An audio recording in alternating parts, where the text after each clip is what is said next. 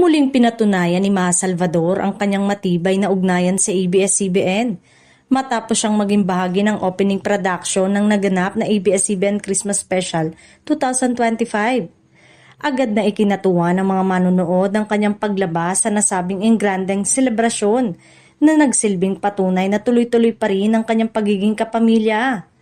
Kasama ang iba pang kapamilya stars, nagbigay siya ng makabuluhang mensahe ng pag-asa, pagkakaisa at pasasalamat, mga temang naging sentro ng Christmas special ngayong taon. Hindi rin napigilan ng mga netizen na purihin ang kanyang performance na anilay puno ng emosyon at sigla. Matatanda ang naging usap-usapan noon ng estado ni Maha sa Kapamilya Network, lalo na nang tumanggap siya ng ilang proyekto sa ibang platform. Gayunpaman, ang kanyang paglahok sa ABS-CBN Christmas Special 2025 ay malinaw na senyales na nananatiling ang magandang relasyon niya sa network na humubog sa kanyang karera.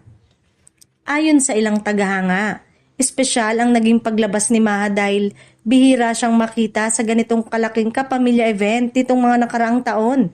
Kaya naman, naging emosyonal para sa marami ang muling pagsaksi sa kanyang pagbabalik sa entablado ng ABS-CBN. Sa ngayon, patuloy na inaabangan ng publiko ang bagong proyekto ni Maha Salvador sa ilalim ng Kapamilya Network. Ngunit sa kanyang presensya sa ABS-CBN Christmas Special 2025, malinaw ang mensahe ng kanyang tuluyang pagbabalik sa kapamilya.